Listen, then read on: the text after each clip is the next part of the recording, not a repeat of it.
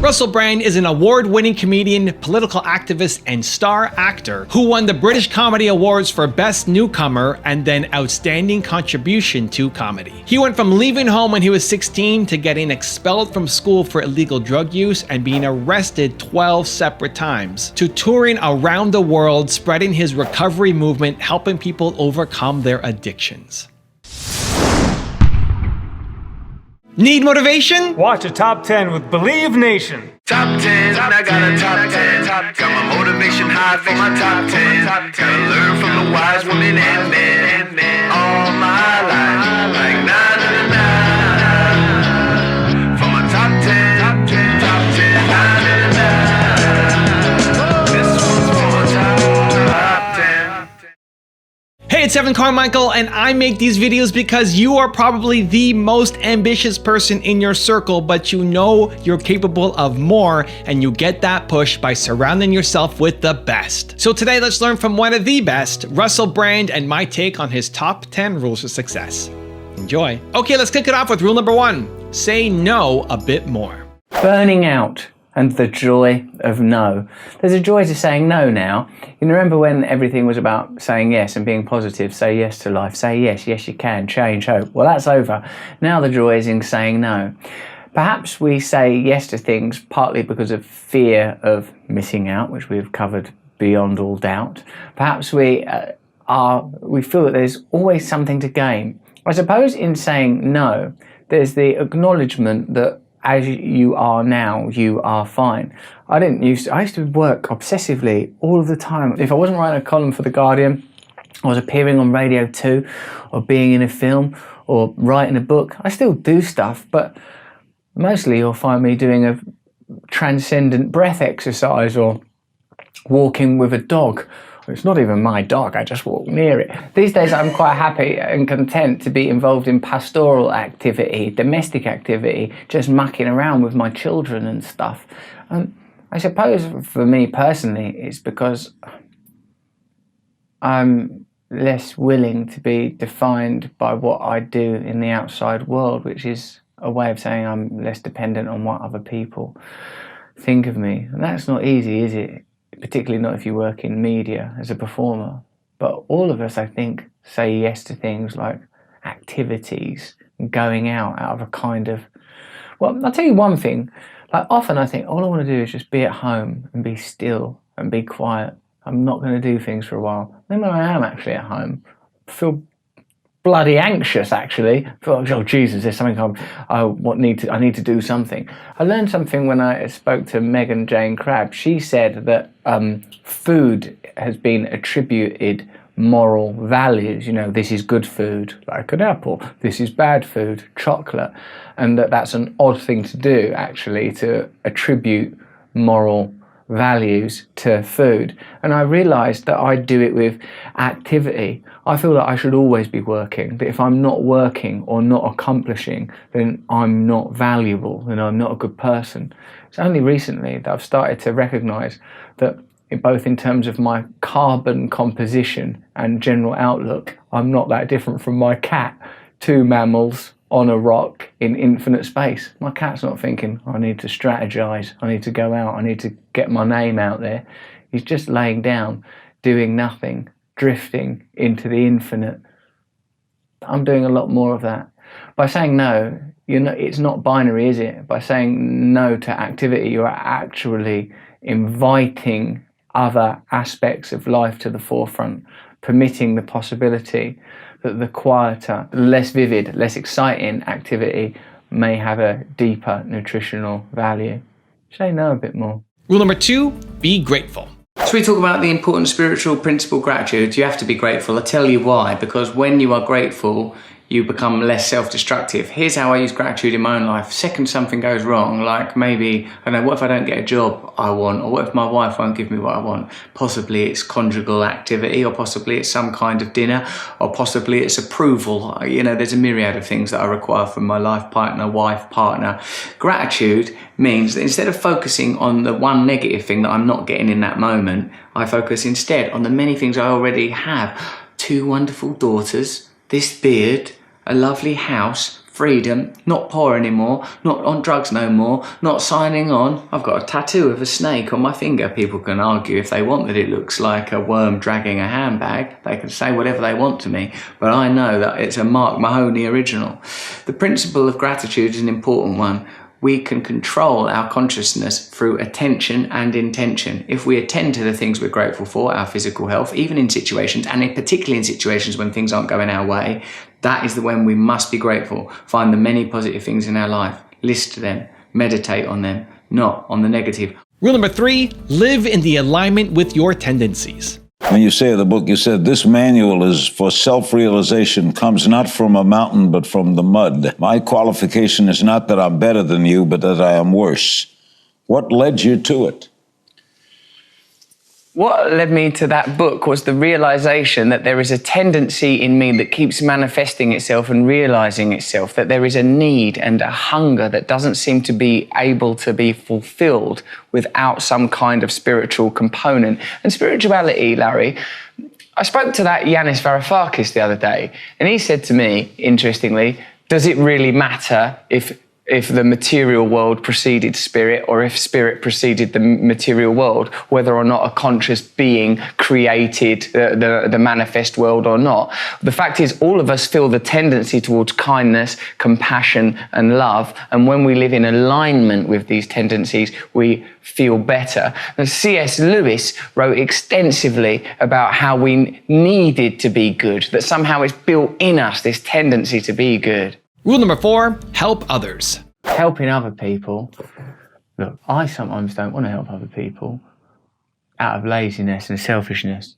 But when I do it, I feel a lot better because I suppose my self-esteem rises. So now when people ask me for help, I think, okay, I will do it. On the other side of it, asking others for help gives me access to thoughts that I literally wouldn't otherwise have. Like some of the mentors in this book, they're people who I trust and admire. And when I say to them, look, I'm confronted with this situation, I have to make this decision. Have you got any thoughts? Because really good mentors deliberately won't give advice. They don't like the word advice for some reason. They'll share the benefit of their experience.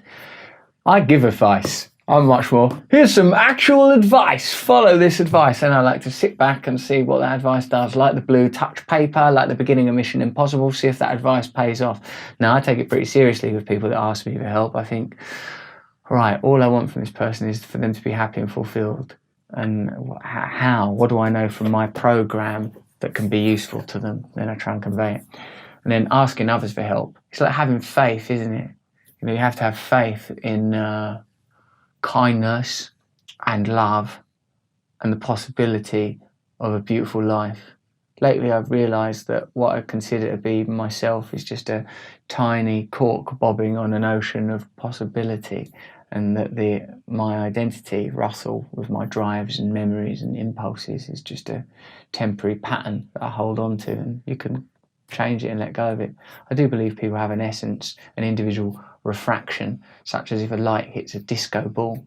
You know, the light refracts in so many ways, but it's all the same light and it's all the same disco ball. Do you know what I mean? Is disco the way to make you understand meaning and essence? Anyway, I'm saying whilst we may have an essential self, the identity, small s self, is a construct. Helping others, I suppose, is about oneness. The idea that they can help you and the idea that you can help others reaches across the void. Also, if you want to have more self-love and confidence, check out my 254 series, where every day for the next 254 days, I will send you an email with a link to an amazing unlisted video to boost your confidence. It's free. The links to sign up are in the description below. My children, the most important thing is that they be encouraged to fully and thoroughly be themselves. Everybody that's successful lays a blueprint out. You laid the blueprint out. Playing these characters and doing this, it's been a great combination, like a really good year to just push the envelope. And I think that's always what I want to do. Rule number 5, have discipline. For heaven's sake, said no one in particular, tell us about laziness. Laziness, I think I used to be quite lazy. When I was signing on and taking drugs the whole time, I couldn't really be bothered to do anything. Although being a drug addict can be quite taxing, so you have to get the money for the drugs, then you have to get the drugs. Both of those things can be troubling. But now I still don't even basically think I'd like to not go anywhere ever again or do anything else. Like, what about The Rock and Mark Wahlberg getting up at 3 a.m. to do exercises and go in cryo chambers and all those things? Can you? I mean that's why I suppose they're so successful. Their absolute willingness to get up at 3 a.m. It's hard to get up at 7. My first thought on awakening is I'd like to go back to sleep now. I'd like to stay in bed. Coziness. I love to be cozy. Don't you just want to be sort of cozy and snug with a nice cold Easter egg, all cozied up under a little duvet and just watch things? But sometimes when you're actually doing that, don't you feel a little bit anxious and depressed, like you should be doing something else? Like when that lady said to me, Megan, what's her name? Megan Jane Crabb. When she said like that there's a moral attachment to types of food, good food, bad food, all that, you know, like it's bad to eat chocolate or a jar of peanut butter, it made me realise we're always applying moral attributes to actions and objects, probably because in, you know, post-Protestant Europe, the work ethic is intrinsically linked to morality, and in a country like America, you know, the dream of individualism and heroism that somehow resourced from your inner self, you make manifest these glorious and heroic lives, work and endeavour, the apex of human achievement. But don't you sometimes look at your cat and dog and think, well, they're not doing anything at all. Look at them, bugger all's being achieved, and they're still about as basically as good as you. But I suppose what you don't want to do is lethargically, sluggishly slouch on a couch, inert and hopeless, covered in gunk.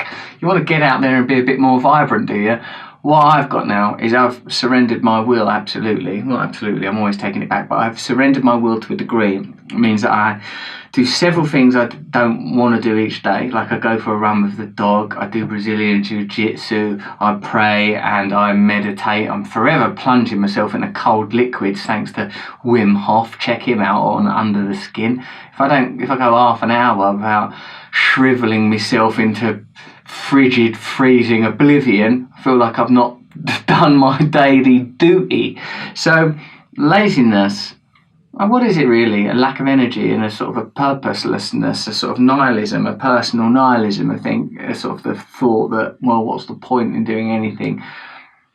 I think it's okay to relax. I think it's okay to rest. I think it's necessary to spend time in quiet communion with your true self so that your conscious activity isn't entirely governed by the thinking mind, that you have time to get in touch with your intuitive self, your emotional self. It's good to be restful and in repose, but for me it is important to have discipline. Don't take on other people's ideals about what you should be doing, of course, like, oh, I'm lazy because I'm not, sort of roaringly successful stockbroker, or I'm not up at 3 a.m. doing push-ups in a cryo chamber, but do find your own standards and abide by them. Do take advice and counsel from those you admire and help, and let them help you to establish a routine that you can live by.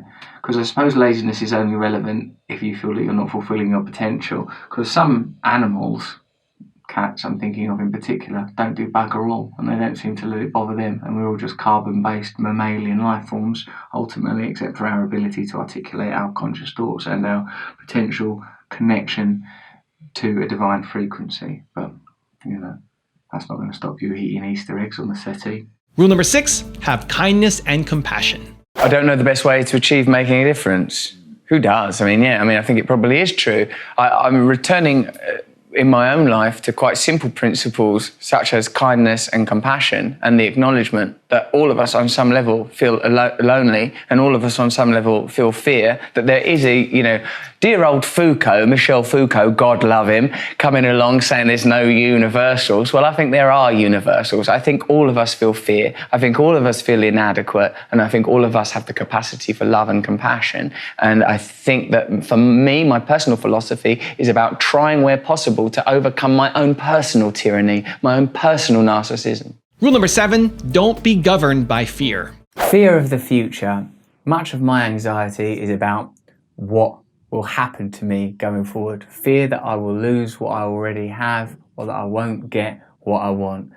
We cannot be governed by fear, but we should respect fear as a type of awareness, a type of wisdom. There is knowledge in fear. I suppose if we feel a lot of fear and anxiety, my daughter's just walked in, we should acknowledge that we are living in projections. We're not present in the moment.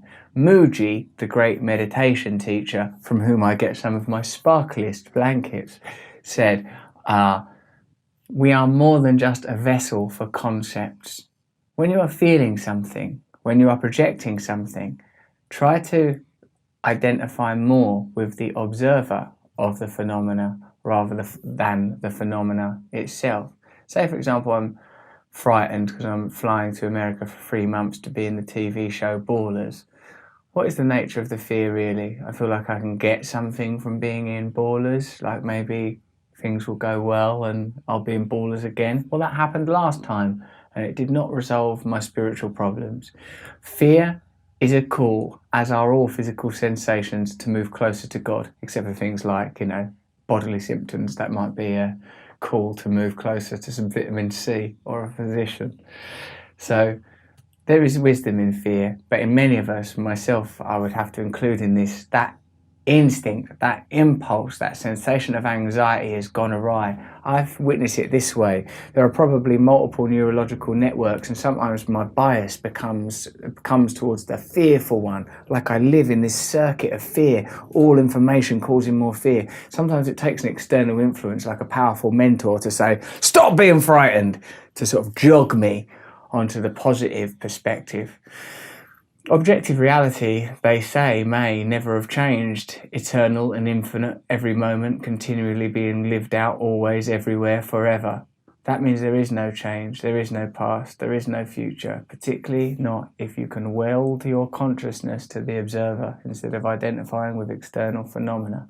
Don't fear the future because the future doesn't exist. Rule number 6, understand natural. There is some mystery that is very difficult for us to contact as long as we feel caged and grounded by materialism. I accept that we live in this material world and we have to come to terms with it. I accept that I have a body that requires food and oxygen, but there is some other component that is extra material, perhaps supernatural as we understand natural. And it's very difficult for a person like me to live without some access to that. Rule number 9, become more trustworthy. Do you have problems trusting others? I tell you this, I do. Trust, not trusting anybody and then not wanting to be alone. There's a terrible pincer movement of psychological torture. How are you going to overcome this? Often it comes from trauma, does it? In your childhood, were you a bit traumatised? Was there a bit of a disruption or a disjunct between you and your parents? That's sometimes what happens. I've had a little bit of the old broken trust. Let's see if we can work out how to get over it. I think part of it is not overly relying on other people, not feeling that you are insufficient without others.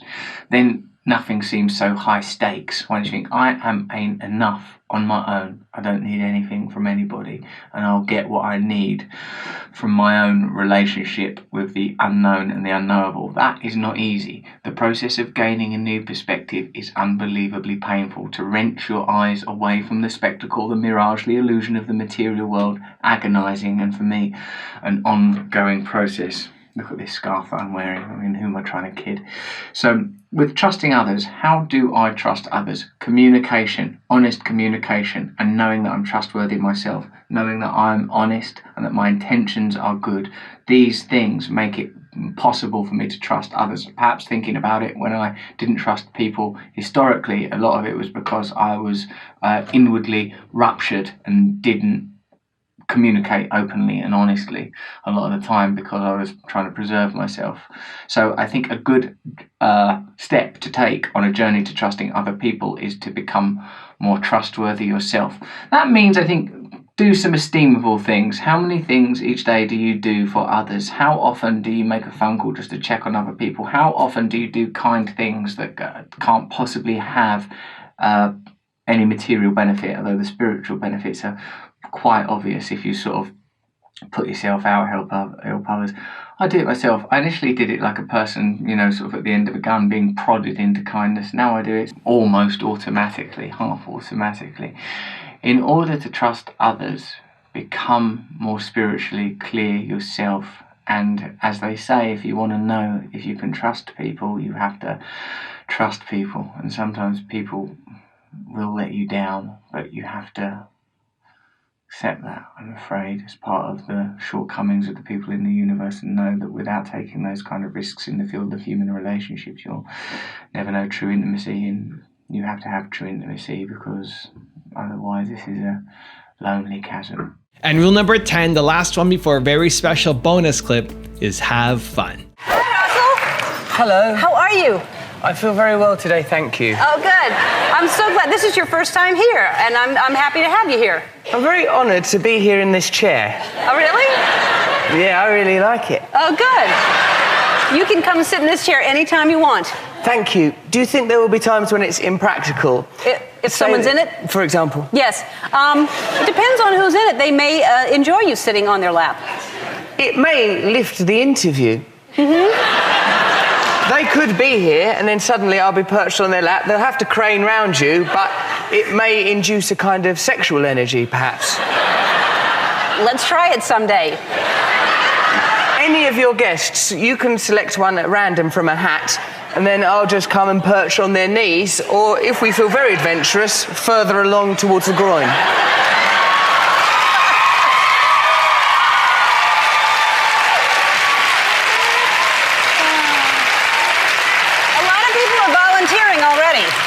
Oh, there are some volunteers.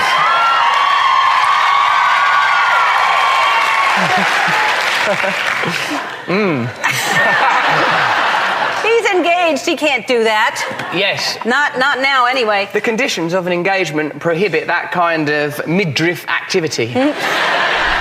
Now I've got a really special bonus clip that I think you're gonna enjoy, but before that, if you're still here watching and you promise, you commit that you're gonna take action after watching this video, you're not just gonna watch a video, you're gonna do something afterwards, give me a hashtag believe in the comments, because I want to celebrate you.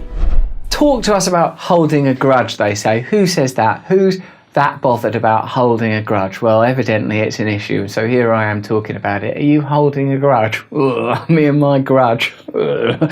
Well, in a way, it's a resentment, isn't it? And resentment actually is quite a serious thing, and I think that most people that are suffering from more obvious and easily diagnosed problems like addiction in some form, you will find are undergirdling their condition with a matrix of resentments.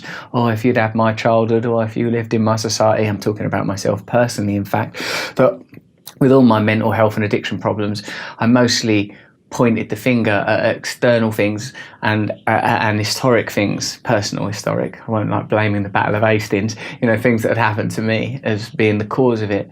If you've got a grudge against someone, I've got loads of people in my past where I feel like it didn't end the way I wanted it to. Friendships, relationships, business relationships. But you can't hold a grudge. You have to recognise that we are in a world with people who have instincts like we do. Their instincts take them this way, your instincts take you this way, your instincts cause you to come into collision. My program, the program that I was freely given, is that we make amends where appropriate to anyone we believe that we have harmed or wronged, and when someone has wronged us, we forgive them. Our job is to forgive them, and this program works for me. Sometimes you have to re-forgive people. Sometimes you go, I forgive you for the way you treated me in the past. You don't have to say it to them even. You just forgive them within yourself, and you look to see if there's anything you've done against that person. Say you've got a grudge against someone you used to be in a relationship with. You think, well, putting aside what I feel they did to me, is there anything I did to them? You go, well, yeah, you were a bit selfish, you were negligent, or whatever it is. If you are willing to make amends for what you did,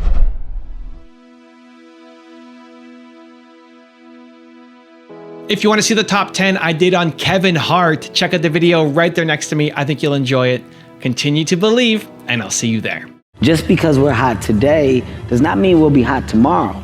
But the smart people that are hot today prepare for the times when they may not be hot.